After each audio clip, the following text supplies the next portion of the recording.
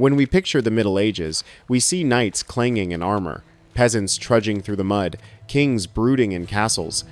But behind those stone walls, another kind of war was raging, one fought not with swords, but with fabrics, colors, and absurd imagination. Fashion in medieval Europe was a battlefield of pride and status. Every thread whispered who you were, how much you owned, and sometimes how far you'd go just to show it. Clothes weren't just clothes, they were social weapons, and some of them absolutely ridiculous, from straw hats worn by both kings and farmers to shoes so long they had to be chained up just to walk. This was a world where looking good could literally get you arrested. So buckle your belt tight, but not too tight, or it might be illegal, because we're diving into the strangest, most revealing side of the Middle Ages, fashion that ruled, rebelled, and sometimes completely lost its mind. And trust me, the more you hear, the wilder it gets.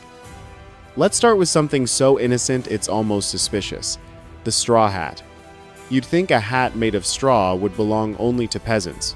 Wrong. In the medieval world, straw was universal. From dirt-covered farmers to radiant queens, everyone needed shade from the summer sun. But as usual, the rich couldn't resist turning simplicity into spectacle.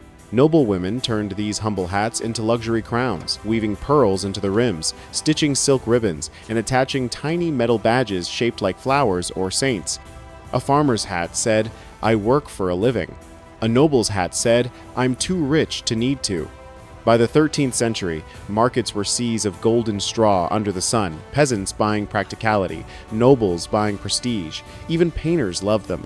You can spot straw hats shining like halos in manuscripts, and frescoes from Italy to Flanders. The working class used the straw hat as a rare chance to mimic the elegance of those above, quietly announcing their own sense of refinement. For a brief, beautiful moment, this simple hat united everyone under the same sun, the poor wearing it for shade, the rich wearing it for show. But unity never lasts long in medieval fashion, because what came next wasn't simplicity, it was pure, fashionable chaos. Enter the pew lane, the shoe that turned walking into an extreme sport. By the 14th century, people had gone collectively insane over pointed shoes. Not just a little pointy, we're talking half a meter of leather sticking out like a dagger from your toes. Men tied the tips with little chains so they wouldn't trip on their own vanity. Why? Because the longer the point, the higher your status. If you could barely walk, that meant you definitely didn't have to work. Imagine showing off your wealth by wearing something designed to make you fall on your face. Medieval logic, ladies and gentlemen. King Charles V of France tried to ban these absurd shoes, calling them immoral, unholy, and downright stupid. But even his own courtiers ignored him wearing pewlanes so long they had to stuff them with moss to keep the shape. And of course, the trend spread like wildfire. England, Poland, even Italy joined the madness. Some towns had local laws measuring acceptable shoe length, basically medieval fashion police with rulers. Eventually, the craze literally tripped over itself. People fell, broke bones, and realized maybe footwear shouldn't double as a weapon, but the damage was done. For a few glorious decades, Europe proved one eternal truth: comfort is temporary, style is forever. And while nobles strutted in their dangerous shoes, the lower classes were plotting a quieter revolution one fought, not with extravagance, but with creativity. You see, in a world where most people owned only 2 or 3 outfits, fashion was a luxury few could afford. But the poor found a loophole: accessories. A new belt buckle, a colorful pouch, or even a polished pair of boots could change how people saw you. Markets became catwalks. Craftsmen sold pewter jewelry, dyed cloth pouches, and brass-tipped belts. People saved for months just to afford one item that whispered, "I know what's in style." Women braided ribbons into their hair or added embroidery to worn sleeves. Men polished their boots and tied their belts in complex knots just to stand out. In those tiny gestures, fashion became rebellion-proof, that elegance didn't belong only to the elite. They used these humble accessories to reflect the latest noble trends, making statements of pride and belonging. If nobles flaunted power, the poor flaunted pride. They borrowed luxury's language and made it their own. And as the rich sneered, the poor smiled, because finally, fashion was speaking their language too. But behind every hat, belt, and pouch, one thing remained: the foundation of medieval fashion, the fabric itself. And that fabric came from one animal that quietly shaped the economy of an entire continent. Meet the true designer of medieval Europe, the sheep. Before silk came from the east, or velvet draped over kings, wool ruled everything. Monks wore coarse, undyed habits, nobles wrapped themselves in fine cloaks, and entire kingdoms grew rich trading it. The English wool trade was the beating heart of Europe's economy. Towns like Lincoln and York flourished by exporting fleece to Flemish weavers, who turned it into cloth so soft it felt almost royal. Without sheep, there would have been no English wealth, no Flemish power, no Italian luxury. And don't imagine medieval wool as dull brown rags. Even undyed, it came in natural hues: gray, cream, chestnut, black, a quiet palette that told stories of land and labor. Monks wore gray for humility. Merchants wore fine white for purity and status. Every cloak and robe whispered a story, not of wealth, but of the silent designer grazing in distant fields. Wool was democratic yet deeply symbolic. It clothed sinners and saints alike. It was the quiet fabric that carried Europe through centuries of cold, a reminder that beauty doesn't have to shimmer to be powerful. But not all beauty was humble. Some used color itself as a weapon of authority, and nowhere was that more literal than in the robes of scholars. Imagine walking through 14th century Paris. Among the gray tunics of merchants, one figure stands out, a man in a bright red robe, striding with the confidence of someone who knows he's smarter than you. That's a university doctor. Back then, cities like Paris and Bologna had strict laws dictating academic dress.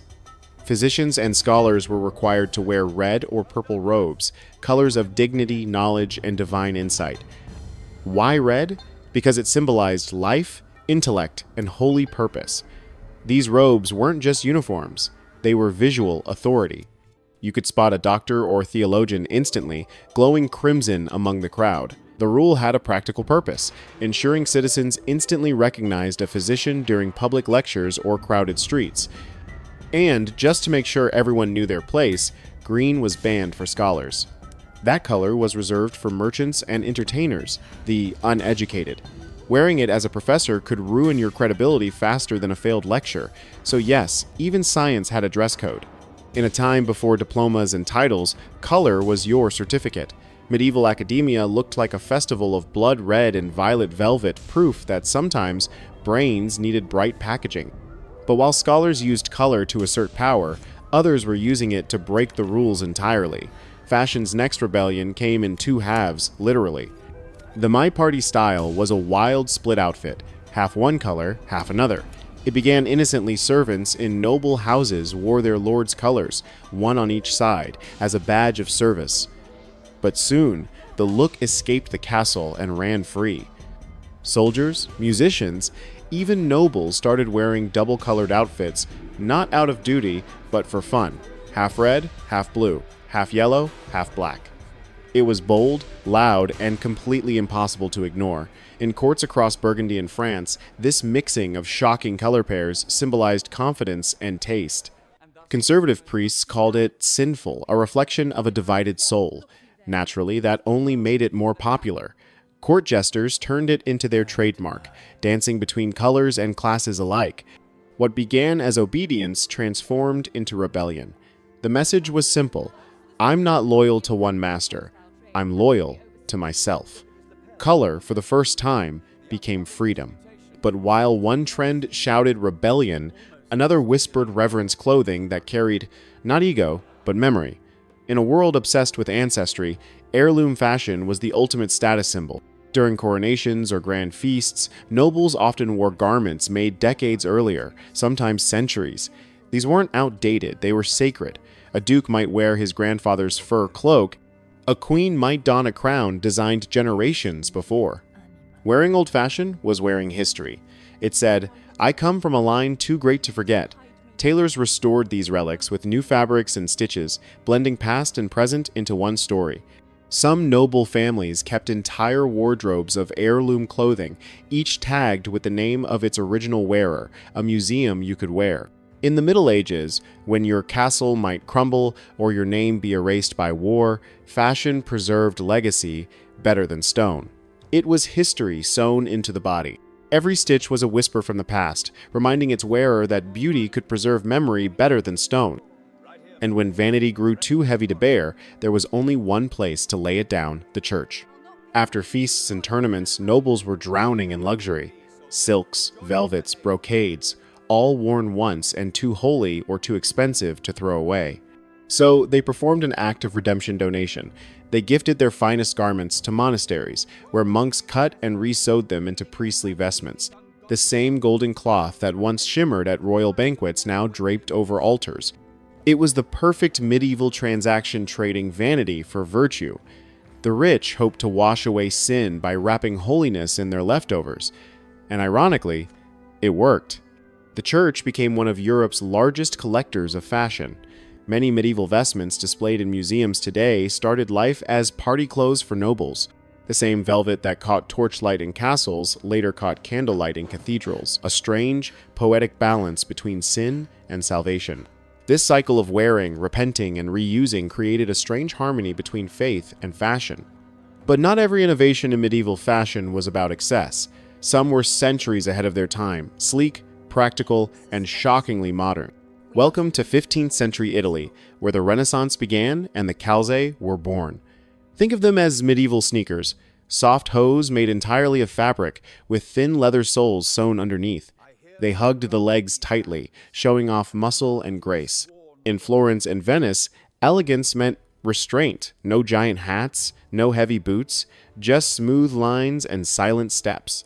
Men strutted in silk or fine wool hose, perfectly fitted, turning comfort into luxury. In art, scholars and poets appear gliding through marble halls in their calze, a symbol of intellect, dressed in simplicity. It was fashion stripped down to its essence, beautiful not because it shouted, but because it whispered. The calze reflected the Italian genius for beauty through restraint, proving that innovation could come from the courage to simplify. But the calm didn't last, because, of course, fashion always finds a way to go from graceful to scandalous.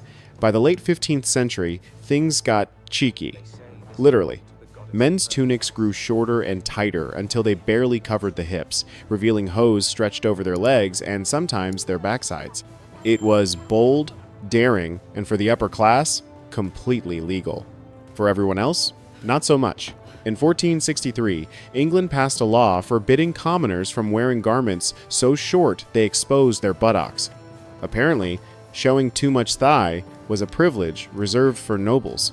Paintings from this era look almost comical now. Princes and courtiers posing proudly in their micro-tunics, chests puffed out, legs gleaming. The church called it indecent. The people called it progress. Tailors, of course, just kept cutting fabric shorter.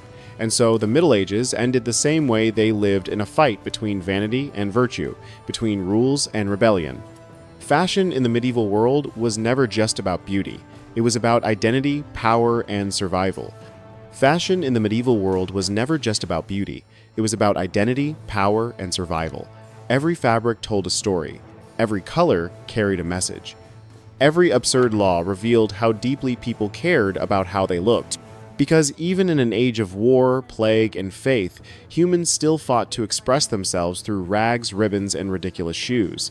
They didn't just wear clothes, they wore meaning. And maybe that's the real elegance of the Middle Ages, that in a dark and dangerous world, people still cared to look beautiful. If you enjoyed unraveling the hidden codes of medieval fashion, hit like and subscribe, because next time, we're opening the wardrobe of medieval royalty. And trust me, some of those crowns came with secrets you wouldn't believe.